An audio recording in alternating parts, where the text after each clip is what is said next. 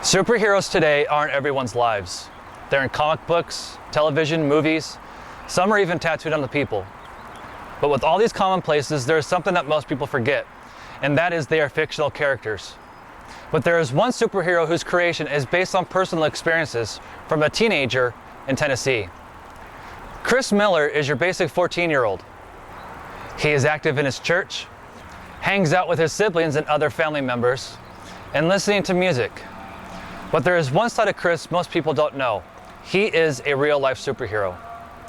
Chris is diagnosed with Asperger syndrome, a form of autism, and because of this disability, he was ridiculed, picked on, and never understood by his peers. But out of that negativity came something positive, the creation of his alter ego, Captain Spectrum. I had the privilege to speak with Chris and his mother about the creation of Captain Spectrum, and here's what they had to say. What was your motivation to create Captain Spectrum? After years of being bullied, I knew that I have to stand up for myself first before I could help anybody else. So I created Captain Spectrum as a role model for all those kids who are being bullied. That's a very good, I like that. That's a good thing to do. Since your creation of Captain Spectrum, who's been your biggest supporter? Mainly my family. Your family? Well, that's a good group of people to help out with the support group right there. Chris has taken his creation to comic book conventions and has had much support over the last 2 years, from the Hulk himself, Lou Ferrigno, John Schneider, who portrayed Bo Duke in the Dukes of Hazzard series, the legendary Green Ranger himself, Jason David Frank, and even the Merc with the Mouth Deadpool. With a motto of defend and be a friend, who wouldn't want to support him? Though this year is a bit special for Chris, as he won't just be a patron at Wizard World. He has been formally invited to attend the St. Louis Wizard World as an artist and creator of Captain Spectrum, as well as an activist against bullying. During the interview, here's what Chris had to say about that. I'm pretty excited about going. When you're going to St. Louis, who are you most excited about meeting? Mainly, Jason David Frank is one of them, but I don't know who exactly there. I want to meet some of the artists there because I've got a lot of messages from them saying that they want to meet me and stuff. Are you going to bring along some of the illustrations of Captain Spectrum for them to see? Mm-hmm. Awesome. Were your brother and your sisters an inspiration to use art as a creative outlet through these times? Yes. What your sister did? My sisters created the Hearts for Christopher program. Both of his sisters were music majors in high school, and they're both in college now, with one being a music major in college. And they've helped Chris.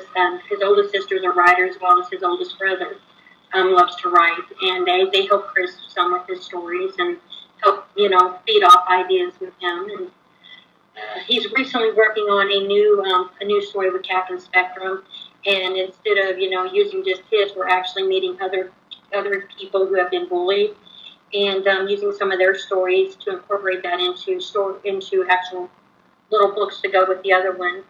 With this first book, so it's not just his bullying stories that Captain Spectrum will be taking on. It will be bullying stories of other youth out there that have endured and turning their stories into something positive if Captain Spectrum had been on the scene. Mm-hmm. Yet even with all this positivity, there are continuing negative aspects to his story. According to his family, the Stewart County Middle School Administration and the county's Board of Education have taken no action to reprimand or punish the students who continue to target Chris. How long has he been a target, for these activities? Chris has been a target of bullying since about third grade. I actually have videos that was recorded by my daughter when he was in third, fourth grade in elementary school, where he cried, begging not to go to school because of the bullying, where he talked in detail about what the teachers did and didn't do and the children who were bullying him.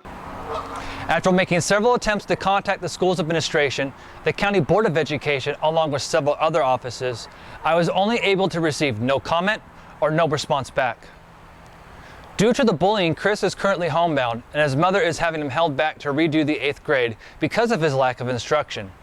According to his mother, the school does send a teacher over for Chris twice a week for approximately an hour and a half each visit. He needs a socialization being he's homebound right now, and we're currently trying to get him into a public school in Montgomery County, but it's getting the school system here to pay for him to be bused over there.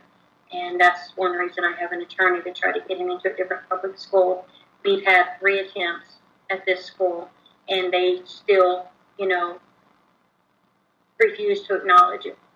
And but that's the nature of the beast living in a small country town. You've got a few people that run the town, and they don't care. If you don't have the money, the name, or something to offer the community, such as in athletics, they really don't care. As the odds continue to stack up even more against this family, with Chris's older brother being diagnosed as autistic and his father suffering a stroke shortly after being diagnosed with Crohn's disease, they continue to keep their heads and their spirits high for the future.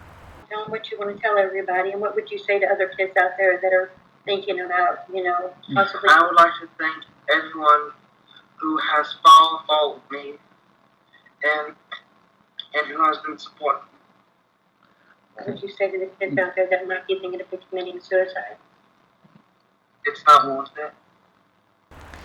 For those who want to see the full interview, you can watch it at facebook.com/Captain Spectrum. And while you're there, be sure you hit that like button and show your support for this amazing young man. For KBCH News, I'm Aaron Spurlock, and back to Brian in the studio.